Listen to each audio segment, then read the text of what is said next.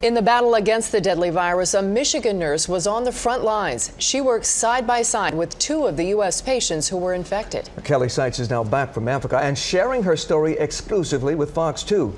Robin Schwartz is here tonight with more on her emotional and dangerous journey. Robin.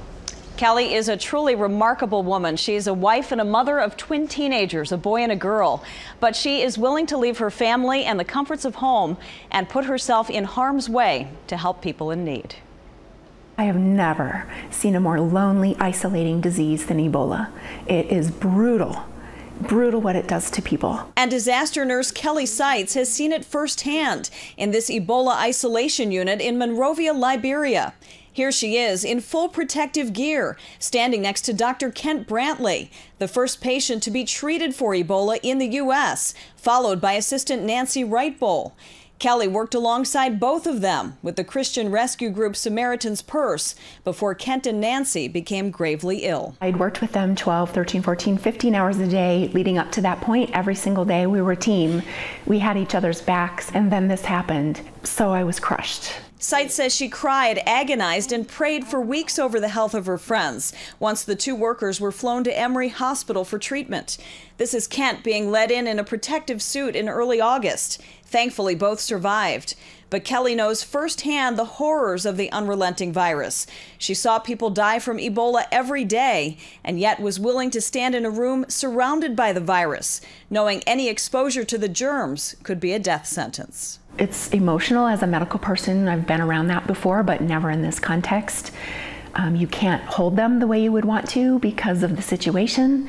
You know, all you have are your eyes through the goggles to make eye contact with them and to tell them, you know, I'm here, you're okay, you're not alone. You can hold their hand, and it's very emotional, but really you have to stuff your emotions because you have a job to do, and it's very dangerous and it's really important. That job involves long hours and grueling work in third world conditions. No running water, only basic tools. Kelly says her biggest weapons were buckets of bleach water and that protective suit. 2 pairs of gloves, duct taped. With the suit, we'd have a mask, and then a hood over our head, and then goggles. I mean, not an inch of our skin was showing. I had anticipated the suit was gonna be really hot. It's Africa, and the suit's hot anyway. But what I didn't anticipate was how hard it was to breathe in the suit. That part caught me off guard, and that truly was the hardest part for me. That and the death, the loss, the suffering, and the fear. They didn't want to trust us. They were scared. We had lots of situations talking to patients who would come sick, and once we came in our suits, they were afraid. But we needed to talk to them and try to explain to them. A lot of them ran away from us. We had a lot of people show up in a taxi near death that we would try to talk to them and say, please come with us, and they would tell the taxi driver to take off. She says those who did accept treatment got the best care the workers could give.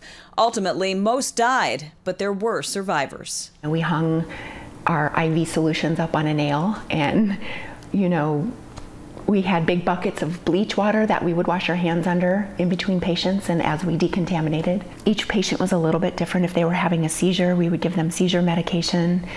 If they were dying, we would sit next to their bed and hold their hand and pray with them and talk them through that. I'm really not a thrill seeker. I'm really not. I'm not an adrenaline junkie. I like showers, I like safety, I like comfort. But honestly, my Christian faith calls me to this kind of work.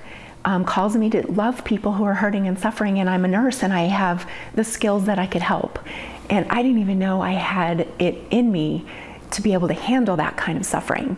And I don't. It's really, you know, it's not me. Again, it's back to my Christian faith, and I feel God really enables me to face those scary situations and deal with the suffering. And I feel really privileged to do it. I mean, it's totally changed my life. Kelly quarantined herself for 21 days when she returned as a precaution. She never got sick. She has undergone grief counseling since she's been back to deal with everything that she's been through.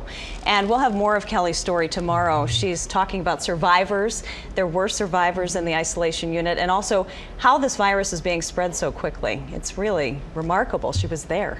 Yeah, and they're calling it an unparalleled medical crisis like we've never seen before in modern times. It's very, very scary, and what she said was so powerful. How does her family feel about her, you know, perhaps going back? I mean, they're going to need more medical personnel to deal with this as it unfolds. She says that she will only go with the support of her family, and she says that her children, her husband, they understand she has a passion for this.